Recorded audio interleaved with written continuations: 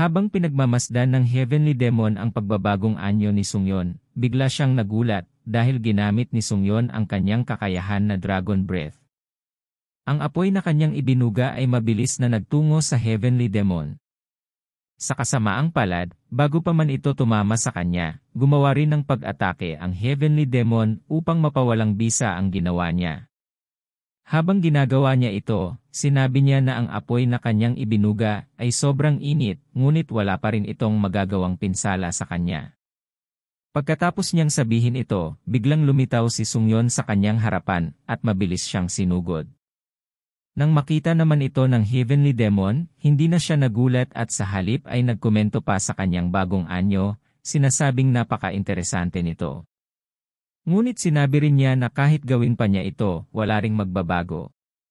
Pagkasabi niya nito, ginamit niya ang kanyang Mind Sword at pinakawalan ito patungo kay Sungyon. Sa kabutihang palad, nagawang maiwasan ito ni Sungyon sa tamang oras at mabilis na nagsagawa ng kanyang counter-attack.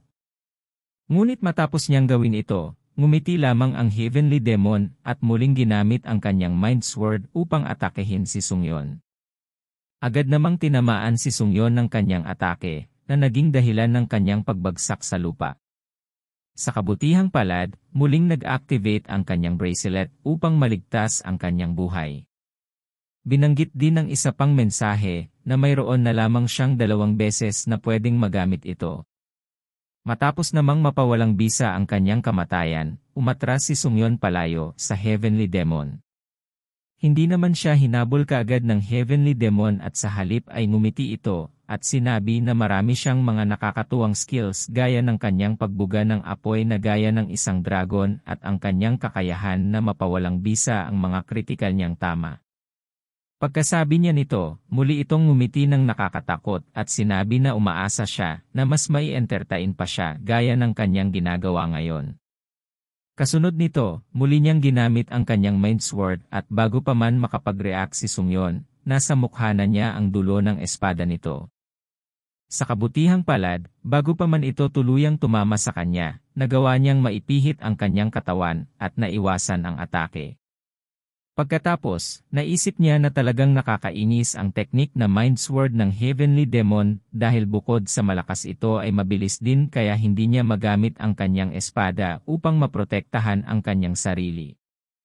Naisip din niya na kung matututunan niya din ang kakayahang ito, mas lalo pa siyang lalakas. Ngunit bago niya ito matutunan, kailangan niya munang malaman kung ano ang nagpapatakbo dito. Habang iniisip pa niya ang mga bagay na ito, biglang nagsalita si Chunwoo at sinabi na ang nagpapatakbo sa kakayahan niyang ito ay ang pananampalataya. Tila nagulat naman si Sungyon sa sagot niya, kaya ipinaliwanag ni Chunwoo na ang pananampalataya na pumupuno sa kanyang puso kasama ng kanyang divine power ang siyang nagpapataas pa ng kanyang level.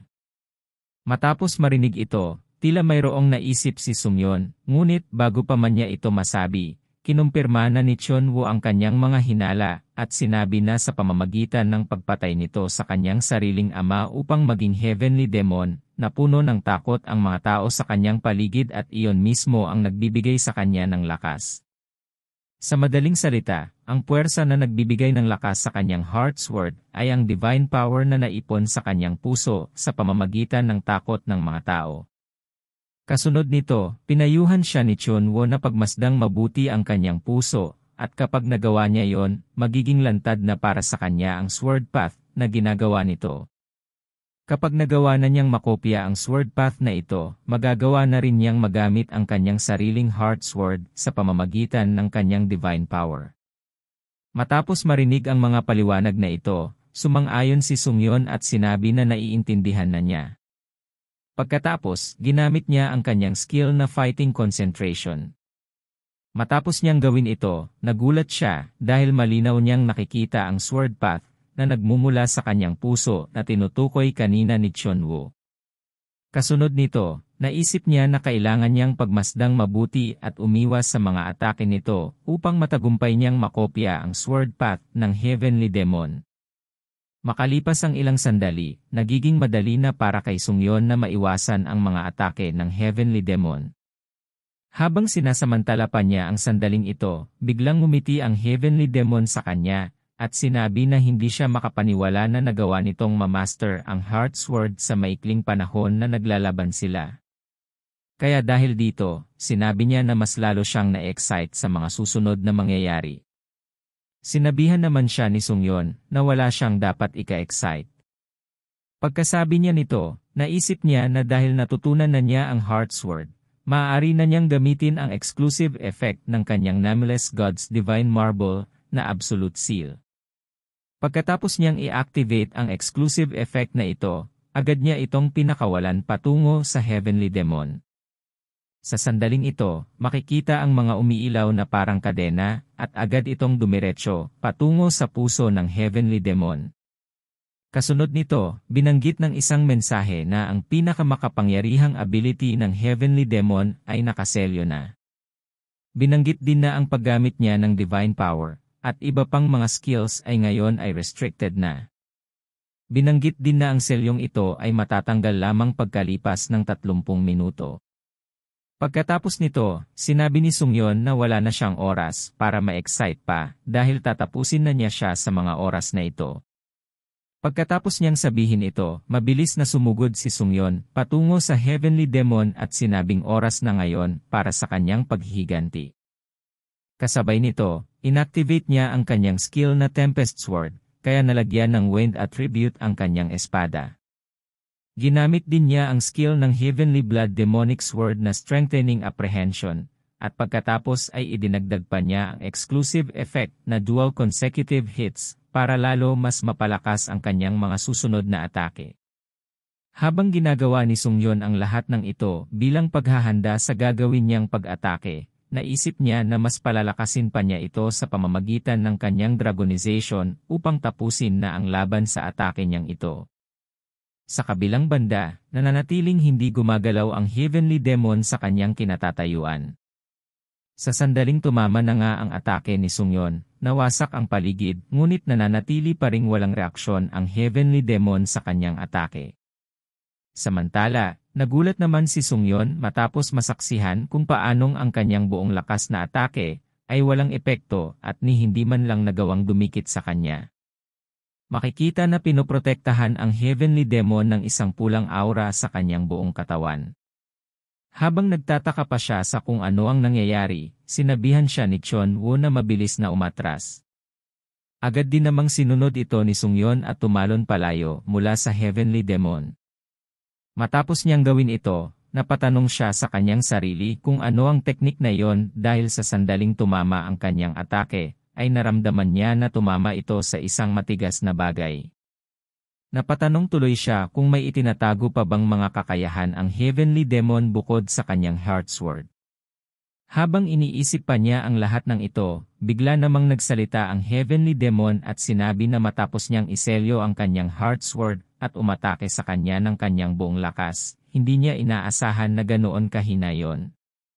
Idinagdag pa niya na dahil sa ginawa niyang iyon, na-disappoint siya sa kanya, kaya sinabi niya na kailangan niyang bumawi at gawing mas interesante para sa kanya ang susunod nilang paghaharap.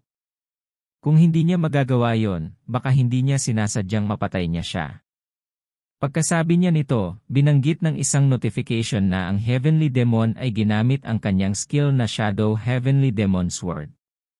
Nagulat naman si Sungyeon nang mapansin niya na ang daloy ng ki sa paligid ay biglang nagbago kaya naunawaan niya na mas magiging mapanganib ang susunod nilang paghaharap. Samantala, sa lugar kung saan naroroon ang Lightsword Emperor, makikitang uminom ito ng tsaa.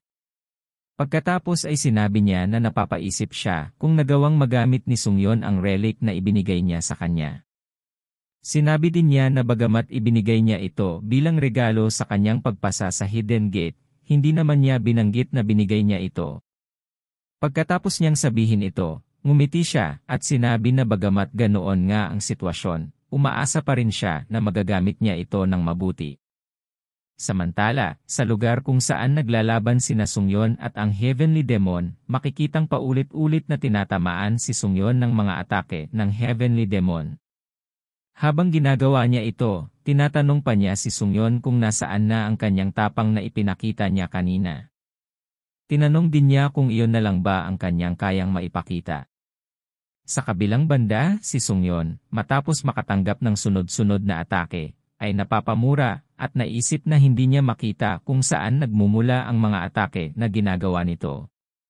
Napatanong pa nga siya kung paano nagagawa ng Heavenly Demon na hindi niya makita kahit nasa kabila ng paggamit niya ng kanyang Flame Dragon.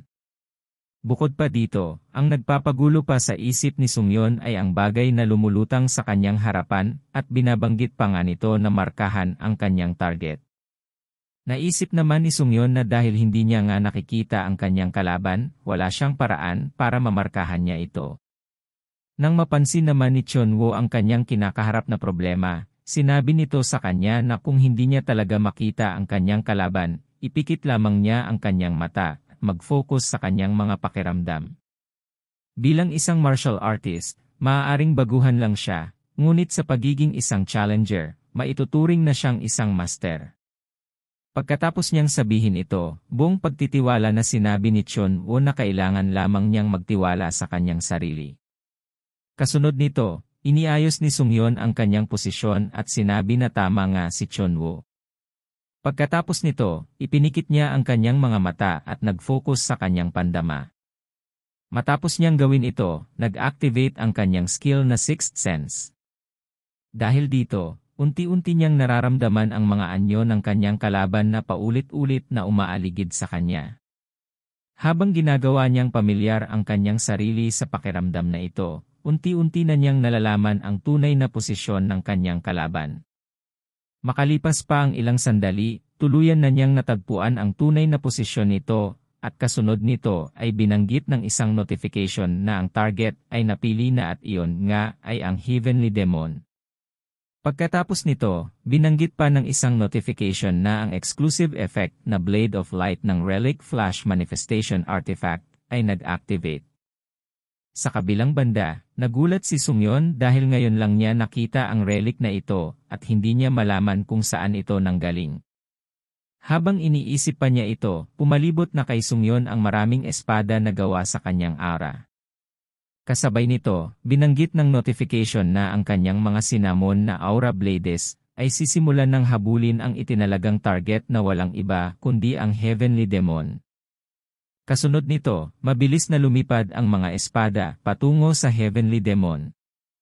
Samantala, si Sungyon habang pinagmamasdan ang nangyayaring ito, ay naisip na bagamat hindi niya alam kung saan nanggaling ang mga espadang ito, nagpapasalamat pa rin siya dahil saktong-sakto ang paglabas ng mga ito.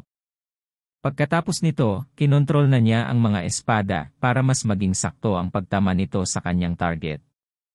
Kasabay ng isang pagsabog, makikita na tumama na ang mga espada sa kinaroroonan ng Heavenly Demon. Habang unti-unting nawawala ang mga usok sa paligid, makikita ang malaking bilang ng mga espada na kanyang ginamit na nakatusok sa paligid ng Heavenly Demon na ngayon ay nakaluhod na.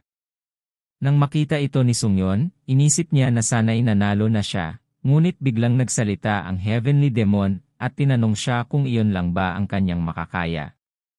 Nagulat si Sungyon sa sinabi niya, kaya tatanungin sana niya ito kung ano ang kanyang sinasabi, ngunit bago pa man siya matapos sa kanyang sasabihin, nakapagsagawa na ng pag-atake ang Heavenly Demon at nahati siya sa gitna. Habang hindi pa niya lubos na nauunawaan ang mga nangyayari, nakita niya kung paanong nawasak ng mga atake ng Heavenly Demon hindi lamang ang kanyang katawan kundi maging ang mga espada na kanyang ginamit kanina. Ginamit pala nito ang kanyang kakayahan na Strengthened Sword K.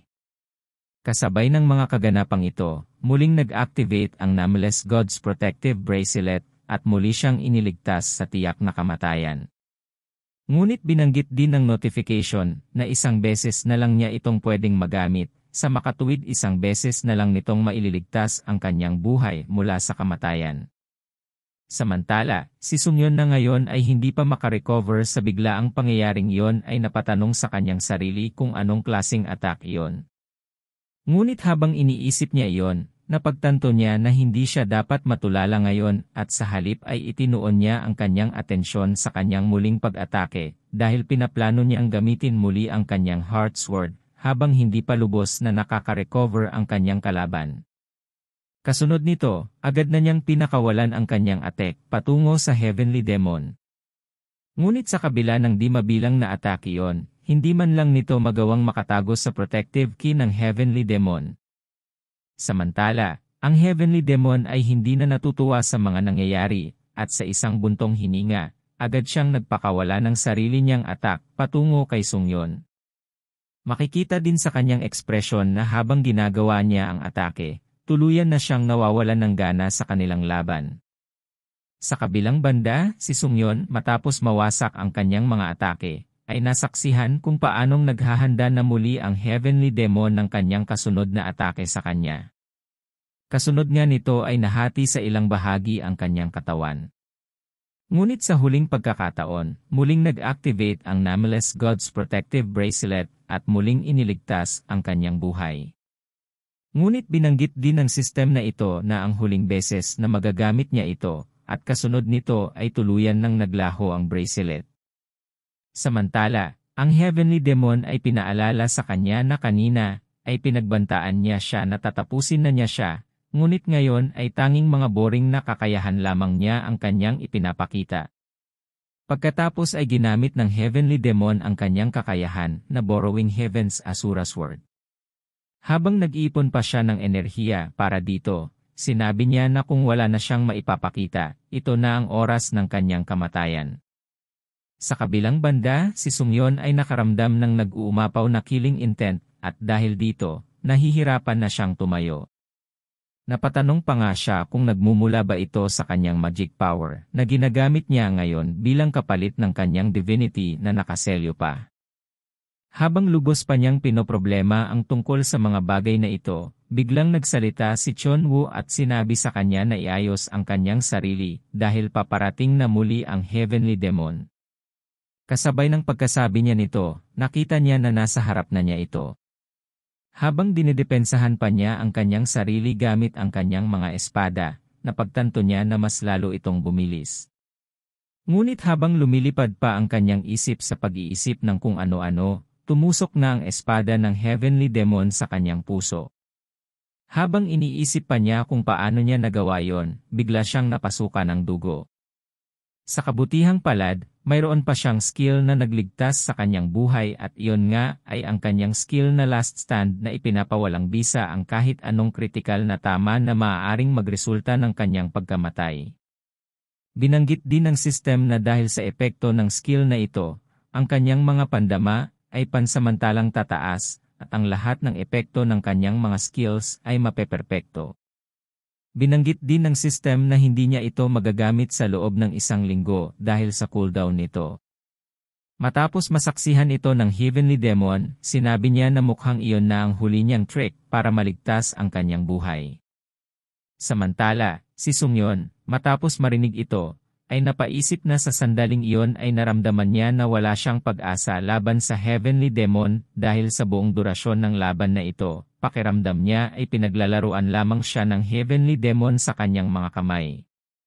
Nang mapansin naman ni Chonwoo na nawawalan na siya ng pag-asa, sinabi niya na kahit mahirapan pa siya, huwag niyang susubukang sumuko dahil hanggat buhay siya, mayroong darating na pagkakataon para makabawi siya. Muli namang nagkaroon ng lakas ng loob si Sungyon matapos marinig ito at naisip na habang may buhay ay may pag-asa. Kaya sa sandali ding iyon ay naghanda na siya muling umatake. Ngunit habang ginagawa niya ito, lumabas ang isang notification na nagsasabi na natanggap niya ang isang achievement na tinatawag na Beginning of Transcension. Binanggit din ng isa pang notification na ang kanyang authority na Burning Sword Intent ay na-develop at naging authority na tinatawag na Strengthened Sword K. Matapos mangyari ito, naramdaman ni Sungyon ang malaking pagbabago sa kanyang aura. Napansin din ng Heavenly Demon ang pagbabagong ito sa kanya, at sinabi na nasorpresa siya dahil nagawa niyang matutunan ang Strengthened Sword Ki ng ganoon kabilis. Ngunit binanggit din niya na kahit ano pa ang gawin niya, hindi yon gagana sa kanya. Pagkatapos nito, binigyan siya ng partida ng Heavenly Demon at sinabi na dahil napasaya siya sa kanilang laban, bibigyan niya siya ng partida at gagamit lamang siya ng 3 basic moves laban sa kanya. Agad namang nagpasalamat si Sungyon sa kanya dahil sa pagkakataong ito at pagkatapos, taglay ang kanyang buong lakas, ay muli niyang inatake ang Heavenly Demon na nakatayo lamang. Ngunit sa kabila ng kanyang pagsusumikap, wala pa rin itong epekto laban sa protective key ng Heavenly Demon. Kaya pagkatapos, sinabi nito sa kanya na hindi siya makakakuha ng isang passing grade sa atake niyang iyon. Kasunod nito, inatake niya si Sungyon saka sinabi na patuloy siyang nadidisappoint sa kanyang ipinapakita. Habang napapaatras si Sungyon sa sunod-sunod na atake ng Heavenly Demon, gumawa siya ng espasyo sa pagitan nila at pagkatapos ay ginamit niya ang kanyang kakayahan na Holy Light.